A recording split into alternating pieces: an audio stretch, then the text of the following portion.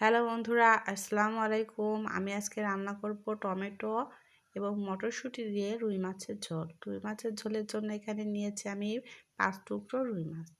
রুই মাছগুলো আমি লবণ এবং হলুদ দিয়ে ভালোভাবে মেখে নেব। আমি ভালোভাবে মেখে নিচ্ছি, মাছগুলোর মধ্যে যাতে হলুদ লবণ যায়। আমি ভালোভাবে এপিট ওপিট করে মেখে নিয়েছি। এবার আমি কড়াইয়ের মধ্যে তেল দিয়ে দিয়েছি। এবার মাছগুলো ভেজে নেব। সব মাছগুলো আমি একই সাথে দিয়ে দিলাম। এবার মাছগুলো আমি ভেজে নেব। এক পিঠ ভাজা হয়ে গিয়েছে, আমি আবার উল্টে দিলাম। উল্টে দিচ্ছি, দিয়ে ভালোভাবে 2 পিঠ ভেজে নেব। মাছগুলো আমি ব্রাউন কালার করে ভেজে নিয়েছি। আমার এখানে মাছগুলো ভাজা শেষ। আমি একে একে সব মাছগুলো তুলে নেব।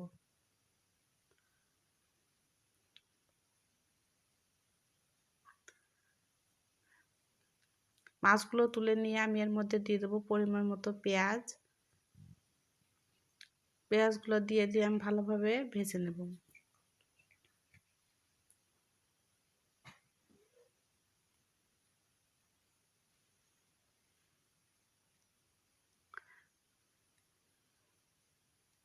পেঁয়াজগুলো ভাজা হয়ে গিয়েছে, আমি এবার 3 টেবিল পরিমাণ মশলা দিয়ে দেব।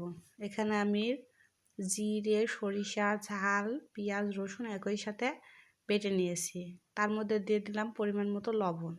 দিয়ে আমি ভালোভাবে মশলাটা কষিয়ে নেব।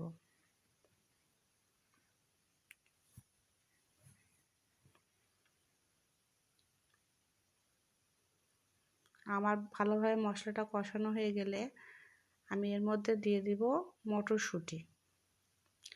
এবার আমি মটরশুঁটিগুলো সব দিয়ে দেব। দিয়ে আমি ভালোভাবে নেড়ে চেড়ে নেব। এবার দিয়ে দেব টমেটো। টমেটোগুলো আমি ভালোভাবে নেড়ে নেব।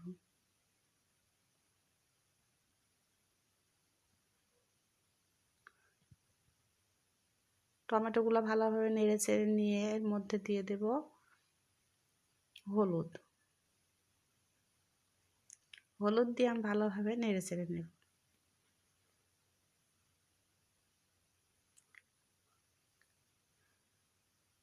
এই যে আমার কষানো হয়ে গিয়েছে, এবার দিয়ে দেব পরিমাণ মতো পানি। আমি এখানে অল্প পরিমাণে পানি দেব, দিয়ে কষিয়ে নেব।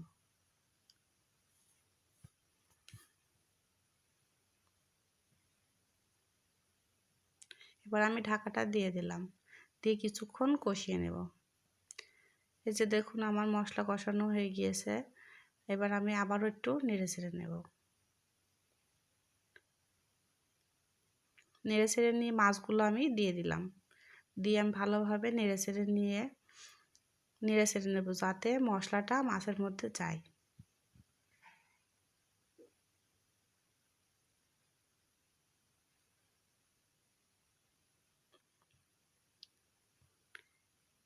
এবার আমি কিছুটা পানি দিয়ে দিলাম, দিয়ে আমি ভালোভাবে নেড়ে চেড়ে নেব।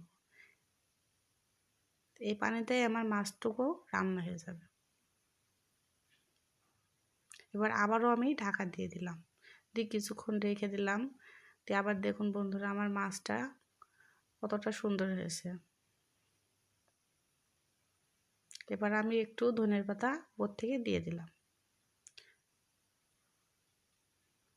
আমার মাছ রান্না প্রায় শেষ। এবার আবার আমি একটু নেড়ে চেড়ে দিলাম।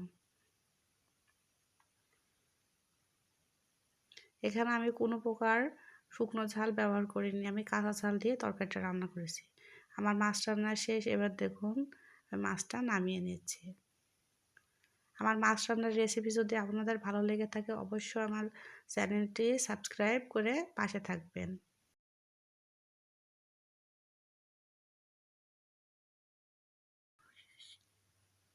দেখুন বন্ধুরা, আমার মাছের রেসিপি কেমন হয়েছে।